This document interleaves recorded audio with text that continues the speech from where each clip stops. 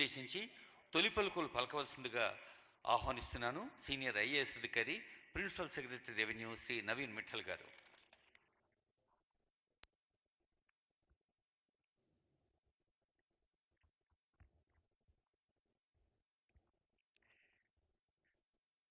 गौरव मुख्यमंत्री वर्युलु श्री रेवंत रेड्डी गारिकी, गौरव शासन मंडली चेयरमैन गारिकी, गौरव स्पीकर गारिकी, गौरव डिप्टी सीएम गारिकी, गौरव रेवेन्यू मिनिस्टर गारिकी,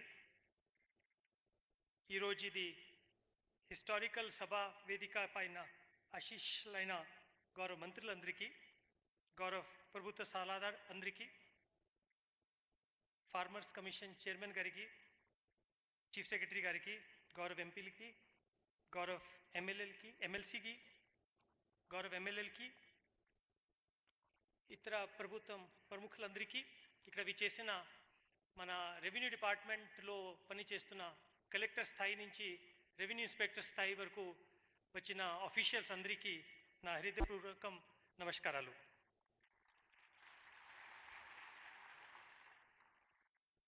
ఈరోజు రెండు ప్రత్యేకతలు ఉన్నాయి.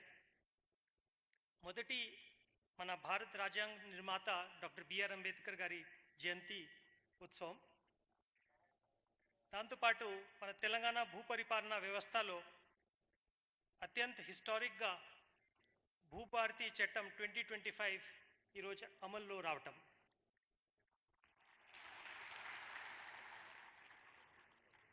మన రాష్ట్రంలో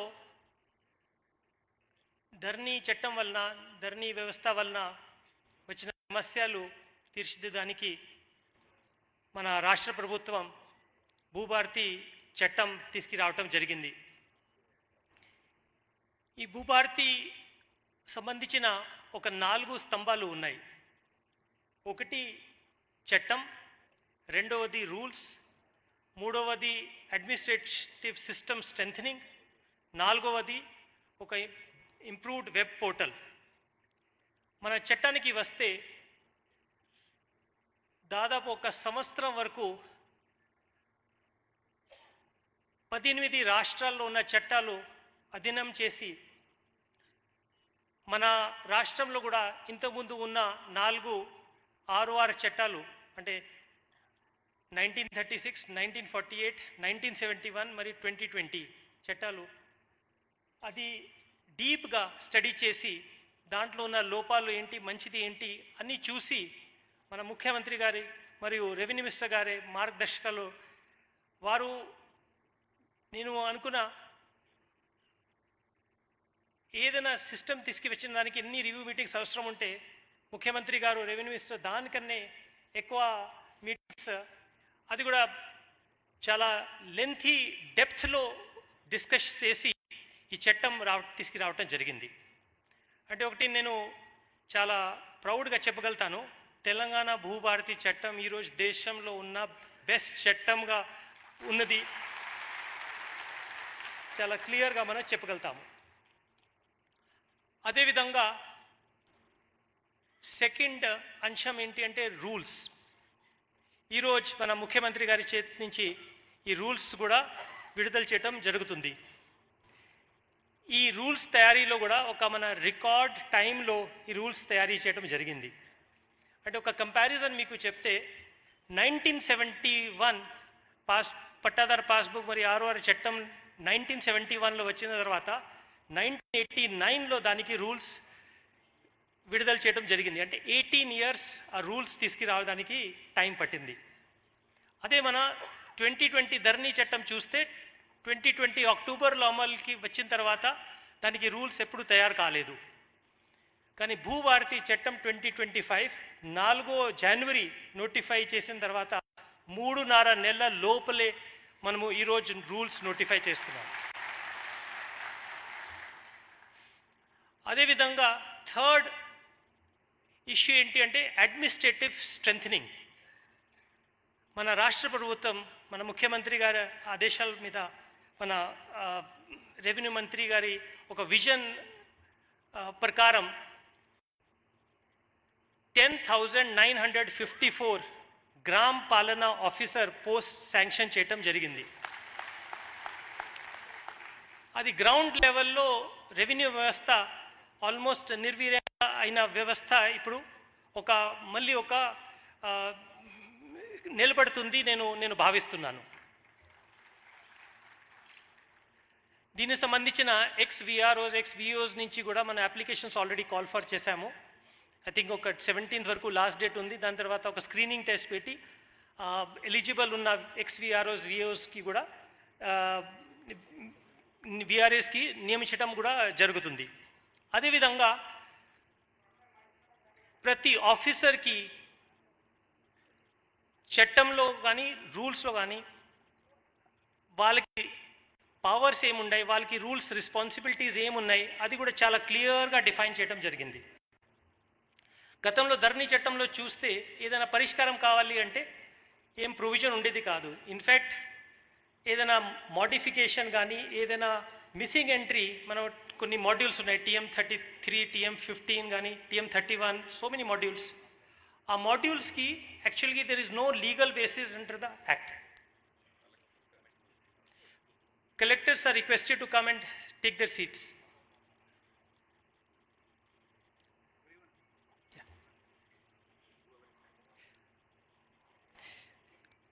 సో చట్టంలో రూల్స్లో ఇప్పుడు క్లియర్గా వాళ్ళ రోల్ డిఫైన్ చేయటం జరిగింది. అదేవిధంగా డీసెంట్రలైజేషన్ కూడా చేయటం జరిగింది, డెలిగేషన్ పవర్స్ డెలిగేట్ చేయడం జరిగింది. ఇంతకుముందు ఏదైనా చేయాలి అంటే ఓన్లీ కలెక్టర్ ఆర్ CCLA స్థాయిలో జరిగేది. ఇప్పుడు తహసీల్దార్ లెవెల్లో ఏం జరుగుతుంది, ఆర్డీఓ లెవెల్లో ఏం జరుగుతుంది, అడిషనల్ కలెక్టర్ ఏం జరుగుతుంది, కలెక్టర్ లెవెల్లో ఏం జరుగుతుంది, వెరీ క్లియర్లీ డిఫైన్ చేయడం జరిగింది. 4th ఏంటి అంటే వెబ్ పోర్టల్. అది కూడా చాలా ఇప్పుడు ఇంప్రూవ్మెంట్ చేసి మోడర్నైజ్ చేసి lot of front end improvement has been done in the portal and it will be launched by honourable CM today. And we hope that దీంతో చాలా వరకు పోర్టల్ ఉన్న సమస్యలు కూడా పోతాయి. ఎందుకంటే స్పీడ్ టెస్ట్ చేస్తే ధరణి పోర్టల్కి కంపేర్ చేస్తే భూభారతి పోర్టల్ చాలా ఇంప్రూవ్డ్ వర్జన్ ఉంది. ఈరోజు ఈ లాంచ్ చేసిన తర్వాత కంటిన్యూస్ దీంట్లో ఇంప్రూవ్మెంట్ జరుగుతుంది. ఎందుకంటే 1st January 2025కి పోర్టల్ NICకి ఇవ్వడం జరిగింది. టెరెసిస్ ఇంతకుముందు ఉన్న సంస్థ నుంచి అది ఒక కేంద్ర ప్రభుత్వం సంస్థ NICకి ఇవ్వడం జరిగింది. ఆ సంస్థ 1st Januaryకి టేక్ ఓవర్ చేసిన తర్వాత ఆల్మోస్ట్ 2 months నుంచి స్టెబిలైజేషన్ ఫేజ్లో ఉండేది, ఎందుకంటే చాలా లోపాలు ఉండేది దానికి. దాని తర్వాత ఇప్పుడు ఫ్రంట్ ఎండ్ టోటల్గా రీవ్యాంప్ చేసి చాలా స్పీడ్ కూడా పెంచడం జరిగింది. బ్యాక్ ఎండ్ మీద కూడా వర్క్ జరుగుతుంది, అది కూడా కంటిన్యూస్గా ఇంప్రూవ్మెంట్ జరుగుతుంటాయి. దాని తర్వాత రాష్ట్ర ప్రభుత్వం ఆలోచన ఏంటి అంటే కంప్లీట్లీ పోర్టల్ కొత్త ఒక స్క్రాచ్ నుంచి డెవలప్ చేసి అది తీసుకురావటం. ఎందుకంటే ఈ ధరణి పోర్టల్ 3 మాడ్యూల్ నుంచి స్టార్ట్ అయ్యి 35 మాడ్యూల్ వరకు పెరిగింది. అది ఎట్లా పెరిగింది అంటే ఏదైనా సమస్య వస్తే ఇంకొక కొత్త మాడ్యూల్ రావటం, ఇంకా సమస్య వస్తే ఇంకొక కొత్త మాడ్యూల్ రావటం, దాంతో కోహిసివ్నెస్ మాడ్యూల్స్ మధ్యలో లేదు. సో దానివల్ల స్పీడ్ ఎఫిషియన్సీ చాలా ఇష్యూస్ ఉన్నాయి. సో స్క్రాచ్ నుంచి డెవలప్ చేసి కంప్లీట్లీ రీవ్యాండ్ పోర్టల్ తయారైతే that will completely replace the existing portal. So with these few words, I take this opportunity to welcome all the dignitaries here, all the participants who are present here. మీ అందరికీ స్వాగతం. And నేను అనుకున్నాను ఈరోజు రియల్గా ఒక historic day ఉన్నది. ఎందుకంటే revenue డిపార్ట్మెంట్లో ప్రీ భూభారతి ఒక ఫేస్, పోస్ట్ భూభారతి ఒక ఫేస్. CM గారు నిన్న స్టేట్మెంట్ ఇవ్వడం జరిగింది. నెక్స్ట్ 100 సంవత్సరాల వరకు ఈ యొక్క భూభారతి సిస్టమ్ ఉంటుంది నేను ఖచ్చితంగా భావిస్తున్నాను.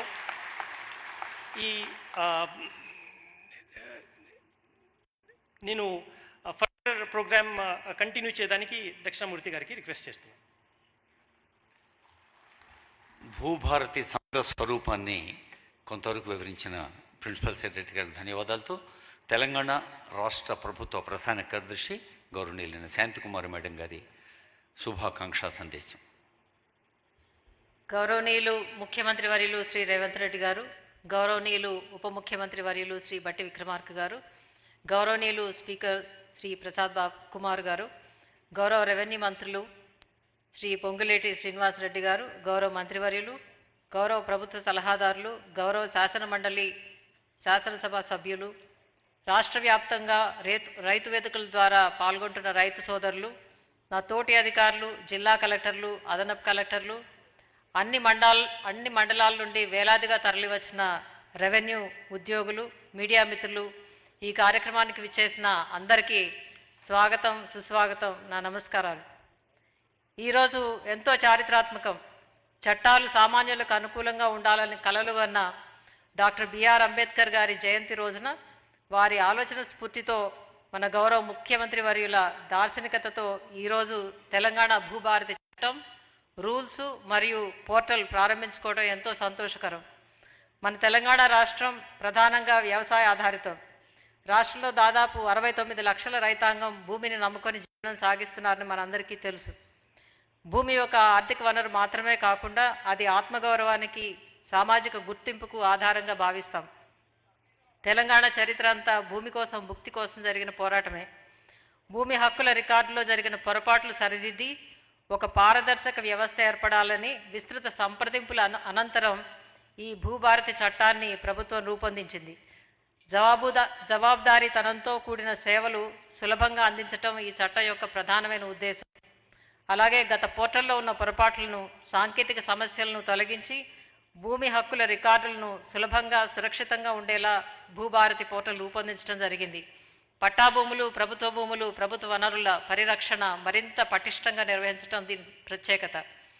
గౌరవ ముఖ్యమంత్రి గారి ఆలోచనకు అనుగుణంగా గౌరవ ఉప ముఖ్యమంత్రి వర్యుల సలహాలు, సూచనలతో రెవెన్యూ శాఖ మార్చులు ఎంతో కృషి చేసి మేధావులు, ప్రజా వ్యవసాయ సంఘాలు, సమాజంలోని ఎన్నో వర్గాలతో చర్చించి ఒక సమగ్ర చట్టాన్ని, రూల్స్ను, ఐటీ పోర్టల్ను రూపొందించి ఈరోజు రైతాంగానికి అంకితం చేయటం, రైతును రాజును చేయాలనే ప్రభుత్వ ప్రయత్నంలో ఒక గొప్ప ముందడుగా చెప్పవచ్చు. ఈ వేదిక ద్వారా అన్ని స్థాయిల్లో పనిచేస్తున్న రెవెన్యూ ఉద్యోగులందరికీ ఒక సూచన: ఈ చట్టాన్ని ప్రజల్లోకి విస్తృతంగా తీసుకెళ్లి అవగాహన కల్పించి భూమికి సంబంధించిన అన్ని ఇష్యూస్ కార్యాలయాల చుట్టూ, అధికారుల చుట్టూ తిరగాల్సిన అవసరం లేకుండా, అవినీతికి తావు లేకుండా సేవలు అందించి ప్రజా మన్నన పొందాలని, తద్వారా రాష్ట్ర ప్రభుత్వానికి మంచి పేరు తీసుకురావాలని కోరుకుంటూ మరొకసారి శుభాకాంక్షలు. జై హింద్.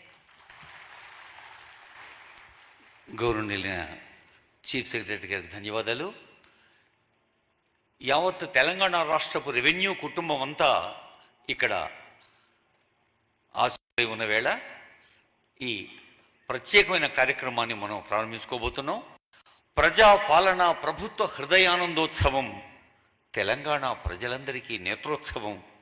గౌరవనీయులైన మన ముఖ్యమంత్రి వర్యులు రేవంత్ రెడ్డి గారి చేతుల మీదుగా భూభారతి ప్రారంభోత్సవం.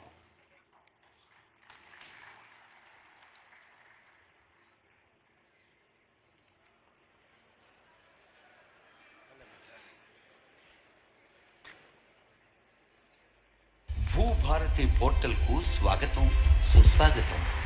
భూభారతి ప్రజాప్రభుత్వపు ప్రతిష్టాత్మక కల్పవల్లి, రైతాంగానికి అభయమిస్తున్నది. మన తెలంగాణ